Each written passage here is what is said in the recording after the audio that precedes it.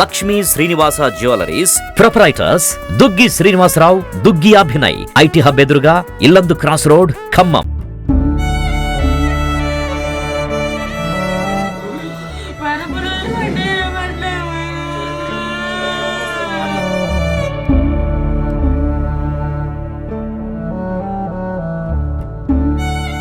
Welcome to Suman TV Khammam.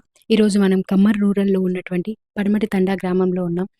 ఇక్కడ 20 ఏళ్ళ ఒక యువకుడు తుమ్మోజు విఘ్నేశ్వరాచారి తను ప్రేమించిన అమ్మాయి తరపు తల్లిదండ్రులు తనను ఎంతగానో మానసికంగా హింసించి, శారీరకంగా హింసించి, తనను బెదిరించడంతో తను భయపడి వాళ్ళు తనని ఏదో చేస్తారని ముందే అనుకొని తనకు తానుగా పురుగుల మందు తాగేసి ఆత్మహత్య ప్రయత్నం చేశాడు. సో తను జూన్ 3వ తారీఖు ఇది చేశాడు. 13 రోజుల పాటు హాస్పిటల్లో ఉండి ఎంతగానో పోరాడి తర్వాతకి వాళ్ళ అమ్మకి ఎంతో శోకాన్ని మిగిల్చి తన తనువును చాలించాడు. దానికి సంబంధించిన వివరాలను అవన్నీ వాళ్ళ అమ్మని అడిగి తెలుసుకుంది. ఇలా ఏం జరిగింది? నా కొడుకు ఒక అమ్మాయిని ప్రేమించాడండి.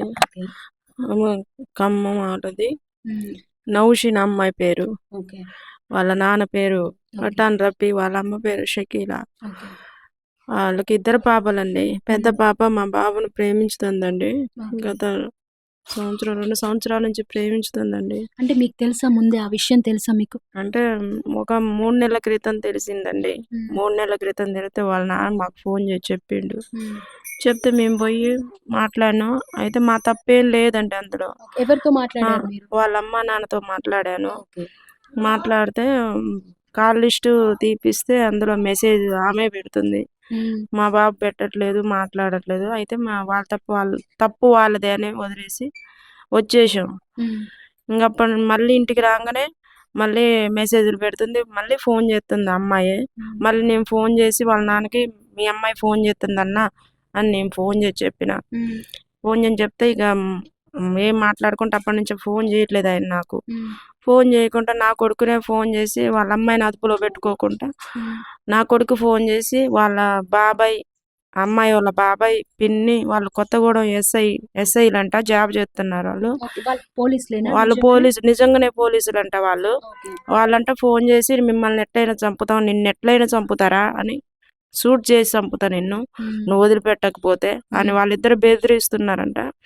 వాళ్ళ నాన్న కూడా నా కొడుకును రౌడీ గాళ్ళతో ఉరికిచ్చి కొట్టిచ్చిండండి. మరి మీకు ఆ విషయాలు ముందే తెలుసా?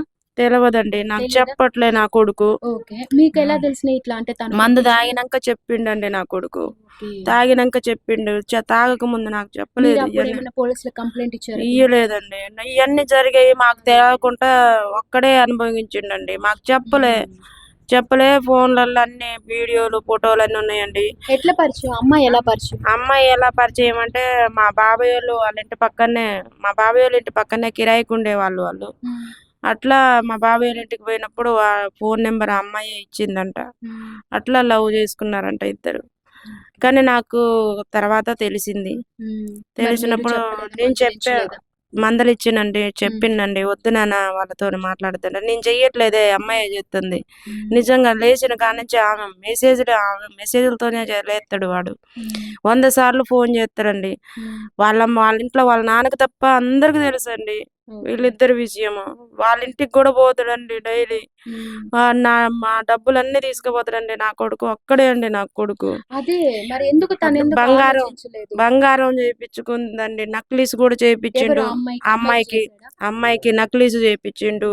ఆ ఫోటోలు కూడా ఉన్నాయండి. నల్లపూసలు తాడు చేయించిండు. నా డబ్బులన్నీ నా ఇంట్లో నుంచి తీసుకుపోయి చేపిస్తాడు, నాకు తెలియకుండా చేపిస్తాడండి. డబ్బులు వస్తున్నాయి కానీ ఇంట్లోకి రానిచ్చారండి. డైలీ డబ్బులు తీసుకుంటున్నారు. డైలీ డబ్బులు తీసుకుపోయేవాడు. వాళ్ళకి పెట్టేవాళ్ళు డ్రెస్. నార్మల్ గా చదువుకున్నాడు.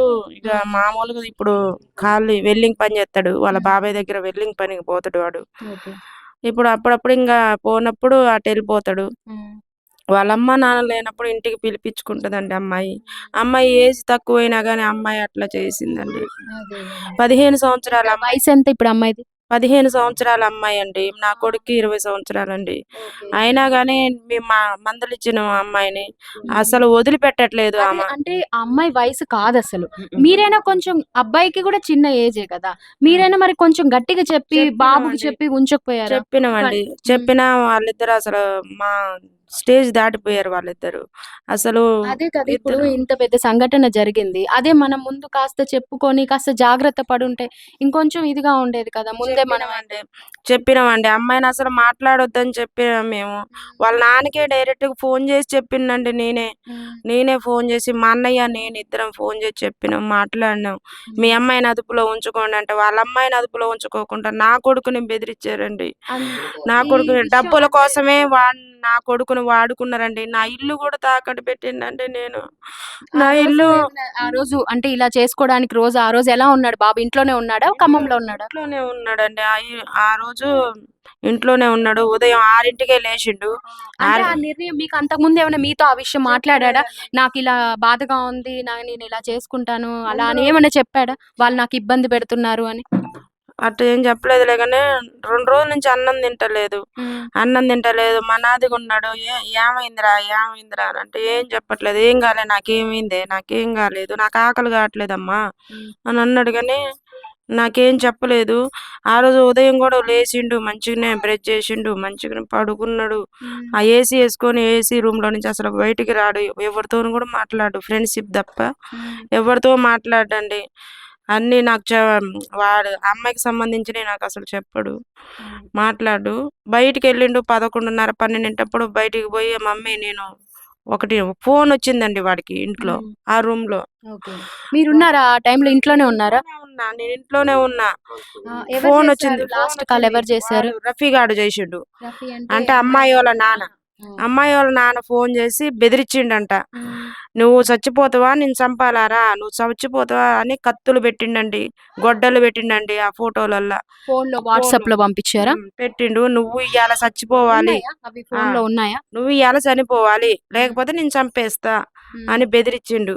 అంటే బెదిరించిన తనని నువ్వు హ్మ్. చనిపోవాలి అన్నట్లు మెసేజ్‌లు పెట్టాడు. మెసేజ్‌లు పెడతాండు. "నువ్వు చనిపోతావా? నేను చంపేయనా? నువ్వెక్కడ కమ్మోలు దొరికినా నేను బ్యాచ్‌తోని లేపేత్తరా నిన్ను. మాకు రౌడీ షీటర్లు తెలుసు. మాకందరు తెలుసు. మా పోలీసులు మా వోళ్ళే. నా తమ్ముడు, నా మరదలు పోలీసులు. మరి కే పెట్టారా? కే పోలీస్ కేస్ ఏమైనా పెట్టారా వాళ్ళు చనిపోయాక? చనిపోయాక కేసు పెట్టినాం మేము. పెట్టారా? కానీ ఆ! హాస్పిటల్. హాస్పిటల్ ఉన్నప్పుడే పెట్టొచ్చామండి. ఆ! కానీ చనిపోయినంక నిన్న తీసుకున్నారు. ఓకే. కానీ ఒకడు పోలీసని ఫోను జేషిండండి నా కొడుక్కి. హ్మ్. ఫోను జేత్తే నేను ఇంటి దగ్గర లేను. మమ్మీ ఎవరో పోలీసంట నన్నొక్కడినే రమ్మంటాండు మమ్మీ అని చెప్పిండు. హ్మ్. అయితే నేనొచ్చినంక పోదాంలే నాన్న అని నేను ఇంటికొచ్చినంక ఫోను జేత్తే నేను పోలీసు గాదమ్మా అని అన్నాడు ఆయన. Fake police. హ్మ్. మరి ఎందుకు వాడు ఫోను చేశారు మీరు మమ్మల్ని ఇలా ఎందుకు బెదిరిస్తున్నారని మీరు ఆ! అడగలేదా? అడిగితే ఆ రఫీ అనే ఆయన ఫోను జేపిచ్చిండండి. బెదిరియమని చెప్పిండండి అని చెప్పిండు. హ్మ్. చెప్ చని మరి మీ బాబు ఇలా చనిపోయాడు కదా! తర్వాతకి వాళ్ళకేమైనా వాళ్ళేమన్నా వచ్చారా? ఏమన్నా మాట్లాడటం, ఫోన్స్ చేయటం వాళ్ళ అవతల వాళ్ళ వైపు నుంచి? ఎవ్వరు రాలేదండి. వాడు ఆ అమ్మాయి హాస్పిటల్ నుంచి కూడా ఏమైనా కాల్ కానీ ఏమన్నా ఆ! ఉందా? మెసేజెస్ వచ్చినియండి. హ్మ్. నువ్వు ముందు బా నేను ఎనకొస్తా విఘ్నేష్ అని మెసేజ్‌లు పెడుతుందండి. ఆ అమ్మాయా? ఆ అమ్మాయి నువ్వు ముందు బా నేను ఎనకొస్తా అని ఇన్‌స్టాగ్రామ్ మెసేజ్‌లు పెడుతుంది.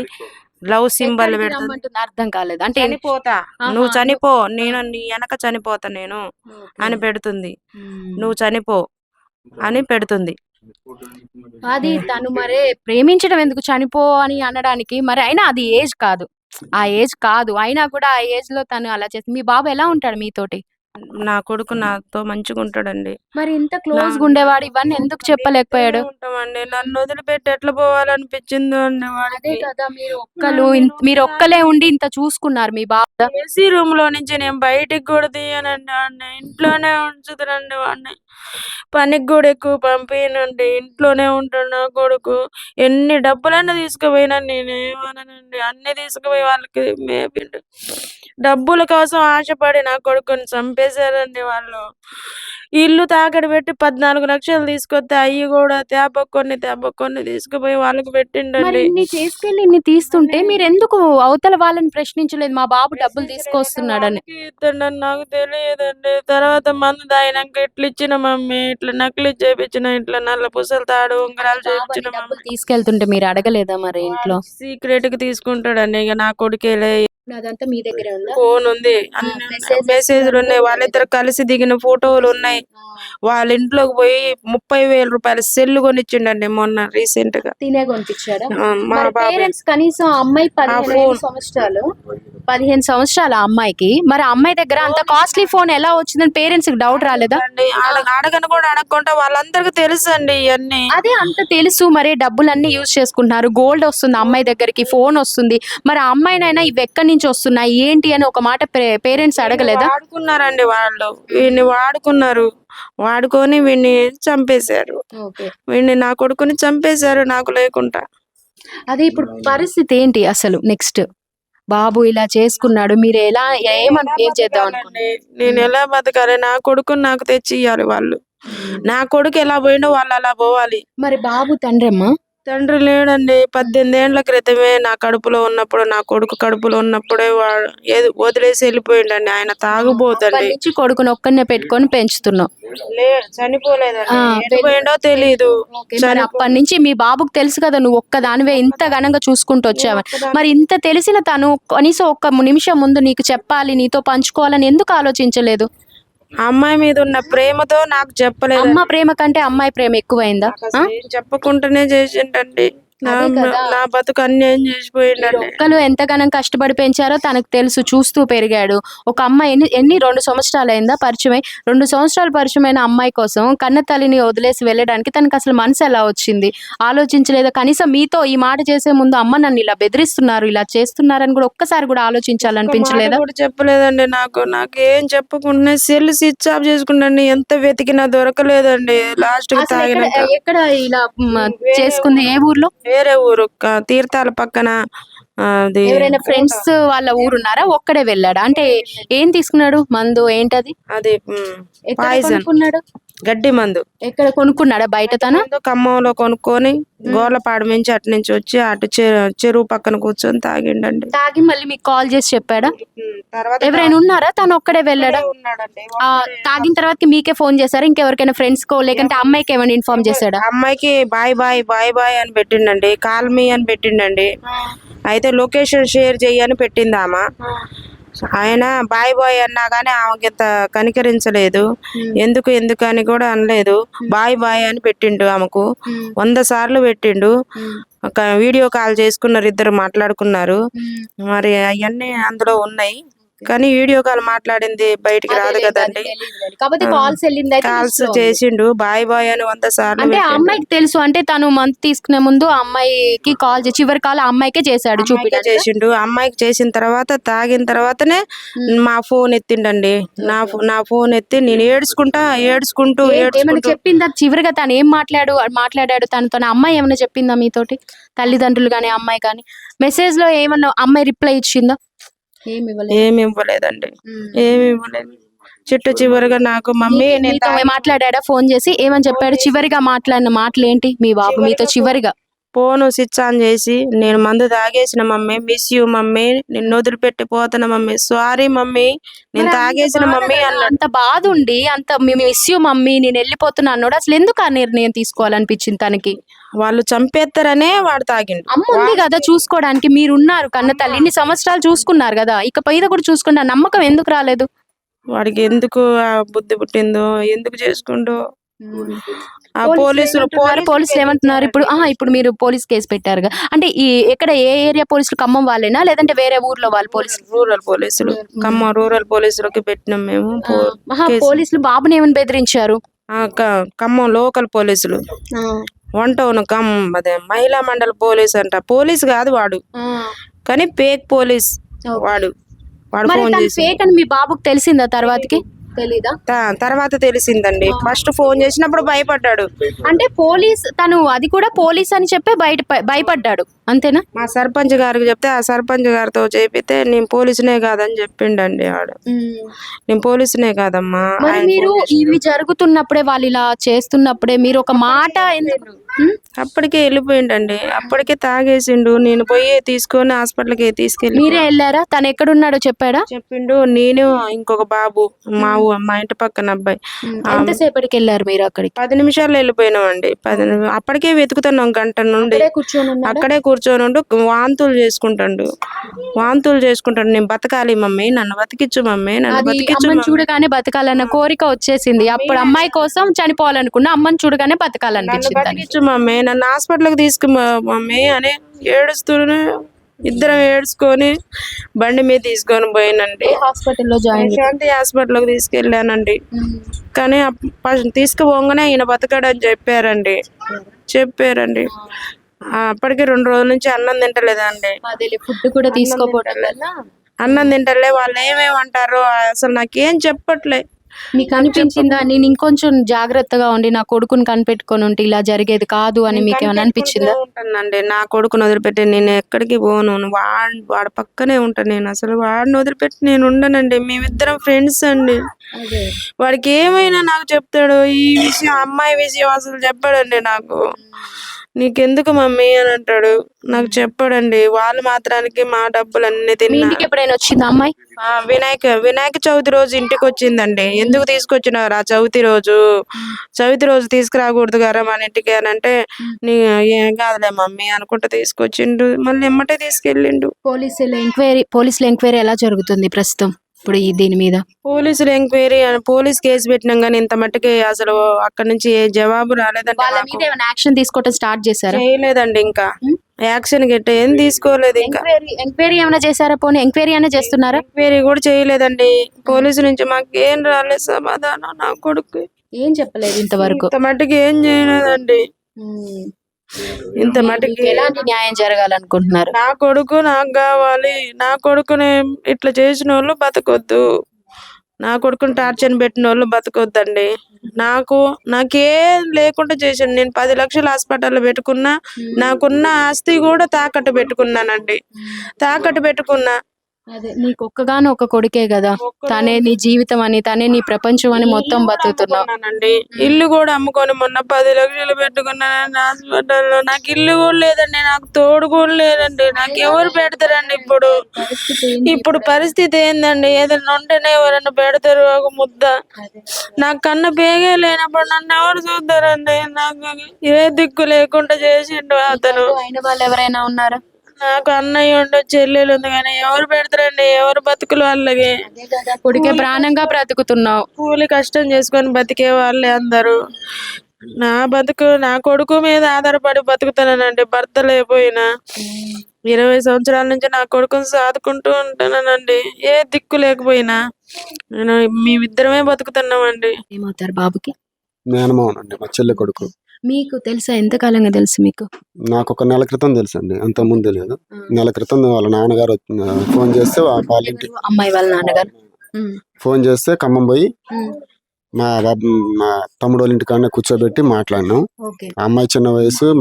ఏంటి అంటే ఈ చర్చలు ఏం మాట్లాడు? ఫోన్లు చేస్తారు వీళ్ళు, తరచు ఫోన్ చేసుకుంటారు, ఇంటికి వస్తాడని చెప్పారు. వాళ్ళు చెప్పారు. అయితే మేము పోయి మాట్లాడితే ఇక మేము ఫోన్ చేయం, ఏం చేయం అన్నారు. అయితే మళ్ళీ తర్వాత ఒక్క నైటే ఆగారు. మళ్ళీ నెక్స్ట్ రోజు నుంచి మళ్ళీ ఫోన్లు చేస్తారు. మీరు మీ బాబుకి కూడా చెప్పారా చేయొద్దు అని చెప్తే ఈడ ఒక 3 రోజుల దాకా ఫోన్ చేయకుండా ఉంటే అమ్మాయి మెసేజ్లు చచ్చిపోతా నేను అని చెప్పడం మొదలు పెట్టింది. అమ్మాయి స్టార్ట్ చేసింది. అయితే మళ్ళీ 2 రోజుల తర్వాత వాళ్ళ నాన్నకి మేమే ఫోన్ చేసి చెప్పినాం, మీ అమ్మాయిని కంట్రోల్లో పెట్టుకోండి, మళ్ళీ మెసేజ్లు పెడుతుంది, ఫోన్ చేస్తుంది అని అంటే నేను చూసుకుంటా అని చెప్పి అమ్మాయిని తిట్టిండో ఏం చేసిండో తెలియదులే కానీ మావాడిని తిట్టడం మొదలు పెట్టిండు. యాక్చువల్ గా వాళ్ళ కుటుంబం మొత్తం కూడా ఈ లవ్ విషయం తెలుసు. అంటే ముందు నుంచే తెలుసు. వాళ్ళ నాన్నకి తప్ప వాళ్ళ నాయనమ్మకి, వాళ్ళ తాతలు, వాళ్ళ బంధువులందరికీ తెలుసు. వాళ్ళ నాన్నకి ఎప్పటి నుంచి తెలిసింది? వాళ్ళ నాన్నకి ఒక 2 నెలల క్రితం నాకు తెలిసినప్పుడే వాళ్ళ నాన్నకి తెలిసింది. అప్పటి నుంచి బాగా టార్చర్ పెట్టడం మొదలు పెట్టింది బాబుని. అంటే ఏ రకంగా? చంపుతానని బెదిరియటం, మెసేజ్లు పెట్టడం, నువ్వు ఖమ్మం వస్తే రౌడీ షీటలతో కొట్టిస్తా, మా తమ్ముడు మరదలు పోలీసు వాళ్ళు అని వాళ్ళ ఫోటోలు పెట్టడం, అమ్మాయితో పెట్టియటం. ఇట్లా బెదిరిస్తున్నారని మీతో ఎవరితో కూడా ఎప్పుడు పంచుకో ఫ్రెండ్స్ తో అయినా చెప్పాడంటున్నా పోనీ కానీ చెప్పలేదండి. లాస్ట్ 1 తారీఖు పోలీసు వాళ్ళు ఫోన్ చేశారని చెప్పిండు నాతో. అయితే మేము ఇక్కడ మా పల్లెటూరు కాబట్టి సర్పంచ్తో అని చెప్తే వాళ్ళు ఫోన్ చేస్తే ఆయన పోలీసు కాదు, 1 టౌన్ పోలీసు వాళ్ళు అయితే కరుణాకర్ గారు ఉంటాడు, మనకి ఫోన్ చేస్తారు అని చెప్పారు. వాళ్ళు లేరు. ఇంకా వాళ్ళు ఫోన్ చేయండి మనం ఎందుకు పోతాం చారి, ఫోన్ చేస్తేనే పోదాం అని ఆయన అంటే మేము కూడా పోలే. 2వ తారీఖు మళ్ళీ ఫోన్ చేసి బాగా టార్చర్ పెట్టారు. టార్చర్ పెడితే వీడు మన ఫోన్ లోనేనా లేకపోతే ఏమైనా పిలిచి అలాంటి అంత ముందు కూడా కొట్టారు అంట. అంటే వీడు మందు తాగిన తర్వాత హాస్పిటల్ ఉన్నప్పుడు మాకు చెప్పిండు. అంటే ఎక్కడ ఖమ్మంలోనా? ఖమ్మంలో కొట్టారంట. మీకు తెలియలేదా అంటే కొట్టినట్లు? తెలియలేదు, చెప్పలేదండి. నేనంటే కొంచెం భయపడతాడు, ఎక్కువ చెప్పండి నాకు చెప్పలేదు. హాస్పిటల్ అన్ని అడుగుతుంటే కొట్టారు మా అని చెప్పిండు. కొట్టారు. వాళ్ళ కుటుంబం అందరికి తెలుసు, వాళ్ళ ఫ్యామిలీ వాళ్ళందరికీ తెలుసు. నేను అందరికి ఇష్టమే. వాళ్ళ అమ్మ కూడా నన్ను దగ్గర కూర్చోబెట్టి మాట్లాడిద్ది అని మాట్లాడింది. చివరిగా పోలీసులు ఎవరు రాలేదు. హాస్పిటల్ చేర్పించినాక జడ్జి గారు వచ్చి ప్రశాంతి హాస్పిటల్ వాంగ్మూలం తీసుకున్నారు. ఏమని చెప్పాడు బాబు వాంగ్మూలం? అంటే వాంగ్మూలం ఏం చెప్పారు మాకు ఇవ్వలేదండి, అది వాళ్ళ దగ్గరే ఉంటదంట, పోలీసులకే ఇస్తాం కానీ మీకు చెప్పమని చెప్పారు. బాబు ఏం చెప్పాడు అనేది చెప్పాడా బాబు? అయితే వాళ్ళు నన్ను ఇప్పుడు మేము చెప్పింది ఇబ్బంది పెట్టారని చెప్పిన మా అన్నాడు. అయితే వాడు కూడా మన కాంటాక్ట్ వాడు ఏం చెప్పిండో కూడా తెలియదు. మాతోనైతే చెప్పిండు వాళ్ళు ఇబ్బంది పెడతారు, బాగా ఇబ్బంది పెడతారు. వాడు స్పృహలో లేనప్పుడు వాళ్ళ జడ్జి గారు వచ్చి మాట్లాడారండి. వాడు ఏం చెప్పిండో మాకు చూపించలేదండి, చెప్పలేదు మాకు. మమ్మల్ని లోపలికే రానియలేదు. అంటే హాస్పిటల్లో ఉన్న రోజుల ఐసీయూలో మమ్మల్ని లోపలికే రానియలేదండి. ఏం చెప్పిండో మాకు తెలియదు అసలు. వాడు సోయిలో వాడు లేడు. వాడు ఏం చెప్పిండో మాకు తెలియదు. అయితే లాస్ట్ కి అయితే వాళ్ళైతే వాళ్ళ కుటుంబం మొత్తానికి తెలుసు అండి, వీడి దగ్గర ఉన్న డబ్బులు మొత్తం తీసుకురు. ఇప్పుడు ఆ డబ్బులన్నీ అయిపోయినాక టార్చర్ మొదలు పెట్టారు. వాళ్ళ నాన్నకి చెప్పారు. అది అంటే డబ్బులు ఎంత తీసుకుంటున్నారు ఒకవేళ అని మీకు అంచనా అంతగా ఉంది? వాడైతే బంగారం చేయించిందని చెప్పిండండి. దానికి సంబంధించిన ఏమైనా ప్రూఫ్స్ ఉన్నాయా? చెప్పలేదు. అంటే ఎక్కడ చేయించాడు ఏంటి అని ఆ ఫోటోలు దిగినాయి చూపించిండు. రీసెంట్ గా 30,000 పెట్టి సెల్ కొనిచ్చిండంట. ఆ సెల్ ఫోటో కూడా దాంట్లో ఫోటోలు పెట్టుకుండు. ప్రూఫ్లు అంటే అలా కాదమ్మా, ఇప్పుడు బంగారం కొంటాడు షాప్ లోనే కదా తీసుకునేది, దానికి సంబంధించి ఏంటి అనేది మా దగ్గర లేవండి. అసలు వాడు ఎక్కడ పెట్టుకున్నా కూడా తెలియదు. ఆ సెల్ ఐడి కూడా మాకు తెలియట్లేదు. దాంట్లో ఇంకేమేమి ఉన్నాయి ఫోటోలు, పాస్వర్డ్ వాళ్ళ దాంట్లో అన్ని లాకులే ఉంటాయి కదా. ఆ ప్రస్తుతానికి అక్కడ వచ్చి 1 నిమిషంలో వెళ్ళిపోయే మెసేజ్లు పెట్టేది అమ్మాయి. పెట్టడం తీసేయడం, దాంట్లో 4-5 స్క్రీన్ షాట్లు కొట్టినవి ఉన్నాయి. ఎవరు తీసారు స్క్రీన్ షాట్స్? మావాడే తీసిండు. అవి కొట్టినప్పుడు ఏమంటే స్క్రీన్ షాట్ చేసిన ఒక 4 మెసేజ్లు మాత్రం ఉన్నాయి. మిగతా మొత్తం మా నాన్నోళ్ళు వస్తారు నేను చంపడానికి, మీ ఊరే వస్తారు ఆ రోజు. బాబు మందు తాగిన రోజా? అంటే అమ్మాయి ఇన్ఫర్మేషన్ ఇస్తే వస్తారు, నువ్వు ఎటు వెళ్ళిపోవనాలండి. కానీ మా నాన్నోళ్ళు వస్తారు, నిన్ను కొట్టడానికి వస్తారు, నువ్వేం చేస్తావో తెలియదు. అమ్మాయి కూడా వాడుకుందండి. మా నాన్నోళ్ళు ఇంటికి వస్తారు, మీ ఇంటికి చాలా మంది వస్తారు, నువ్వు ఎట్లా వెళ్ళిపో అంటే బాగుంటది. మా నాన్నోళ్ళు నేను చంపడానికి వస్తారు. అసలు నిజంగానే వద్దాము అని ఇదిలో ఉన్నారా లేదంటే బెదిరించుడు కాడే ఆగారండి? అంతే. వాళ్ళు వద్దాం అనుకున్నాం. అయితే 2వ తారీఖు వాళ్ళ పోలీస్ కేసు పెట్టినని చెప్పారు. 3వ తారీఖు వీడు ఉదయం 1 గంటకి మందు తాగిండు.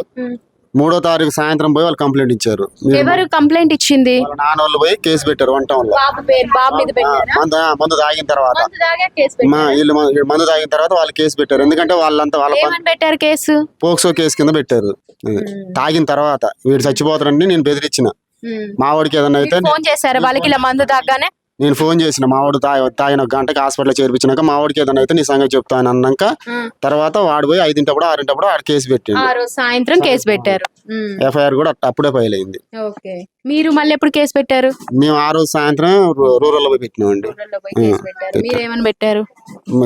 ఇట్లా బెదిరిస్తండి అని చెప్పి రూరల్ పోయి కేసు పెట్టినాం. వాళ్ళు కూడా ఏం యాక్షన్ తీసుకోలేదు.